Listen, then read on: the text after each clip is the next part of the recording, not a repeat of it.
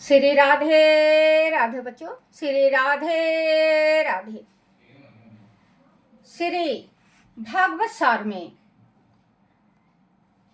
200 प्रति क्षण स्वयं को सुधारोगे तो मरण सुधर जाएगा। प्रति क्षण हमें सुधारना चाहिए, आत्मा को सुधारना चाहिए, जो हमारा अंत समय अच्छा जाए।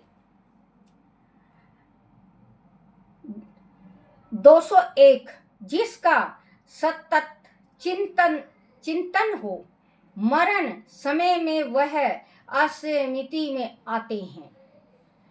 202 जीवन में जन्म से मृत्यु तक कितने ही लोग संपर्क में आते जाते हैं, किंतु हमेशा साथ रहने वाले प्रभु ही हैं। अतु प्रभु का साथ ना छोड़े, क्योंकि जन्म से लेकर मृत्यु तक एक प्रभु है जो हमारा साथ नहीं छोड़ता, और हमें प्रभु का साथ नहीं छोड़ना चाहिए। क्योंकि दुनिया में इतने आते हैं और इतने चले जाते हैं कि कोई ठिकाना नहीं है। तो वही कहते हैं कि जब हमें भगवान की भक्ति में हमें ऐसे रमना चाहिए जो कि जन्म से लेके मृत्यु तक परमात्मा एक हो। मानो सभी देवता को, सभी देवी को मानो, लेकिन हमारे साथ जो आत्मा में हो एक को मानना चाहिए। जैसे मैं माँ को मानती हूँ, वैसे मैं कान्हा से भी प्रेम करती हूँ, बहुत ज़्यादा करती हूँ। कान्हा से छोटे ही पन से मैं भाई बना रखा है। मैं भाई राखी भी बांधती हूँ, भैया दूज का टिक्की भी करती हूँ लड्डू गोपाल को। और माँ को शुरू से ही मैं बचपन से लेके आज तक जो आराध्य देव एक होता है वो मेरी माँ है, माँ भवानी है। मैं माँ को ही मानती हूँ, और खड़ा पर्चा माँ देती है, खड़ा पर्चा मुझे देती भी है। जिस टाइम मैं जल गई थी 95% बच्चों, डॉक्टरों ने जवाब दे दिया था। जब डॉक्टर जवाब दे दिए थे तो सारा रोने लगे। मेरी उम्र खास नहीं थी, क्योंकि पहले तो बहुत जल्दी शादी कर दिया करते। 13-14 साल की उम्र थी मेरी जिस टाइम मेरी शादी हुई। तो शादी हो गई मेरी, तो जिस टाइम मैं जली हूँ बच्चों, तो मैं 23 साल की थी। जिस टाइम मैं जली उस टाइम मैं 23-24 साल की मेरी उम्र थी। तो क्योंकि उस टाइम डॉक्टरों ने जवाब दे दिया, उस टाइम माँ भगवती खुद आ गई और आके कही, बोले कि ये दिल्ली में ये डॉक्टर हैं प्रीतमपुरा।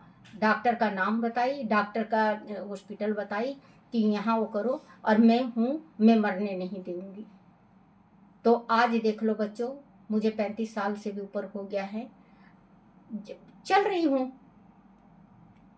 खैर कहते हैं जो जलने से पहले शरीर होता है वैसा तो नहीं होता। कभी कभी तो जी घबराने लगता है, क्योंकि ये सारी सर्जरियां हुई हैं बच्चों, ये सारी सर्जरियां सड़ भी गई हैं। ये सर्जरी, ये सर्जरी है, ये सारी सर्जरी है मेरी, ये सारी सर्जरी हो। बहुत ज़्यादा जल गई थी मैं। ये नाक नूक सारा बिल्कुल कट गया, ये सारा ये नहीं तो नाक बिल्कुल बहुत सुंदर था, नाक होठ भी बहुत सुंदर थी। तो ये सारे फिर मेरी सर्जरी हुई है। तो उस टाइम डॉक्टरों ने पहले जवाब दे दिया था, लेकिन माँ भगवती कही कि मैं हूँ, मैं मरने नहीं दूंगी। तो आज तक मैं देख लो बच्चों आप लोगों के सामने हूँ, क्योंकि जो जितना दिन धरती में इंसान रहता है और माँ भगवती की इच्छा होती है वो रहता है। नहीं तो 95% जलने के बाद कोई बच नहीं सकता। मेरे हाथ सारे जले हुए हैं, ये देखो, ये सारी सर्जरियां हुई हैं मेरे हाथ में। तो अब भी बच्चों कोई ऐसा होता है कि घृणा करता है, तो करने दो। जिसके साथ आए वो कभी घृणा करा नहीं, तो हमें दुनिया से क्या मन लेना। जैसे भगवान भी हम मेरे से घृणा नहीं करता, मुझे दुनिया से क्या लेना। परमात्मा बस बने रहें। 203 मनुष्य का अधिक समय सोने, धन कमाने और बातें करने में जाता है। कुछ लोग का पढ़ने में जाता है। अधिक पढ़ने से शब्द ज्ञान बढ़ता है, किंतु उसके साथ कभी कभी अभिमान भी बढ़ता है। इसमें स्पष्ट लिखा है कि इंसान का जीवन आधातर सोने में, खाने में और बातें करने में, चुगली करने में बीत जाती है या पढ़ने में बीत जाता है। तो जो ज़्यादा पढ़ता है तो उसके जीवन में, किसी किसी के जीवन में अभिमान बहुत होता है, पढ़ाई का अभिमान होता है ना बच्चों। कोई कोई कहता है मैं इतना पढ़ा हूँ, क्या कर दूंगा, क्या हो, ऐसे कर दूंगा, वैसे कर दूंगा, ये है वो है, मैंने इतनी पढ़ाई कर रखी है। बच्चों ये पता नहीं है कि वहाँ सबको जाना है। राजा भी जाएगा, रंक भी जाएगा, गरीब भी जाएगा, अमीर भी जाएगा, पागल भी जाएगा, सियाना भी जाएगा, भक्ति वाला भी जाएगा और बिना भक्ति वाला भी, वहाँ सभी को जाना है। तो अभिमान किस चीज का? क्योंकि बच्चों सब यहीं पे धरा रह जाएगा। अगर पढ़ाई है, पढ़ाई ज्यादा किया है आपने तो ज्ञान दो, जो अनपढ़ है उसको ज्ञान दो, ग्रंथ पढ़ो, भक्ति करो, अच्छे अच्छे चीज बताओ, पढ़ाओ, सुनाओ। तो जो पढ़ाई है, पढ़ाई का उपयोग करना चाहिए। ये नहीं कि वो पढ़ाई कर लिया और दुनिया को पढ़ाई का धौंस दिखाया। वो पढ़ाई नहीं होता, वो तो पागलपन है, वो तो पागलपन है। क्योंकि पढ़ाई उसको कहते हैं जो पढ़ के 4 बंदे को इंसान पढ़ाता है।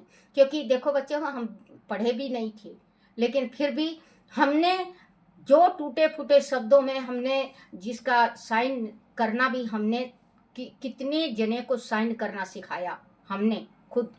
और हम पढ़े नहीं, हम खुद अंगूठा छापे। जो ज्ञान दिया है भगवान ने, जो ज्ञान दे रखा आप तक लाती हूँ, देख लो, टूटे फूटे शब्द सही, लेकिन ज्ञान तो मैं बांट रही हूँ ना। चाहे मुझे आता कुछ भी ना हो, लेकिन मैं ज्ञान तो बांट रही हूँ ना। जितना मैं मेरा दिमाग है, जितना गृहस्थी का जो गृहस्थी में होता है, मैं बांट रही हूँ। तो कहते हैं ज्ञान जो बांटता है बढ़ता है, घटता नहीं। ज्ञान बांटने से बढ़ता है, घटता नहीं है, बढ़ता ही जाएगा, बढ़ता ही जाएगा, बढ़ता ही जाएगा। आप आज एक लफ्ज बोल लो, कल आप 10 लफ्ज बोलोगे ना, वो भी कम पड़ेगा। क्योंकि भगवान खुद ही जीभा में माँ सरस्वती का वास करवा देते हैं, खुद ही बुलवा देते हैं।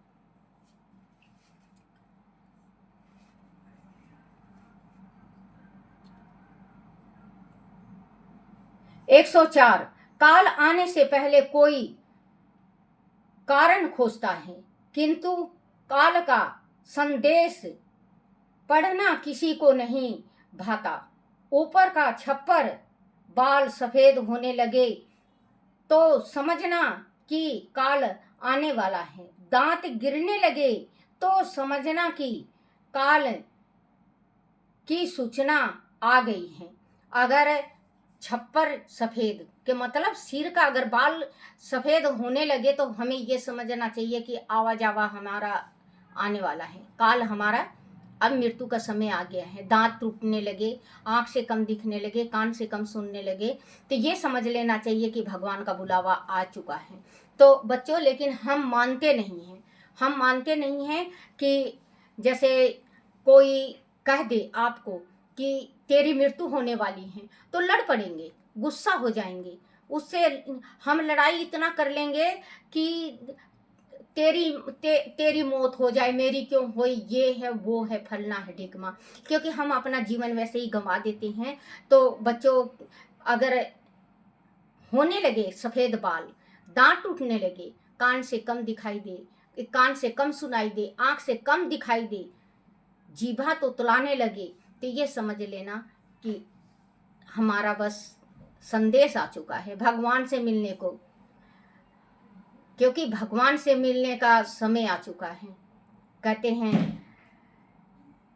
मुझे राम मिलन न जाना, कई ओरी उस बेटी मेरी न, कई ओरी उस बेटी मेरी न, रो रो रुदन नाम चावेरी, नम चावेरी, मुझे राम मिलन न जाना।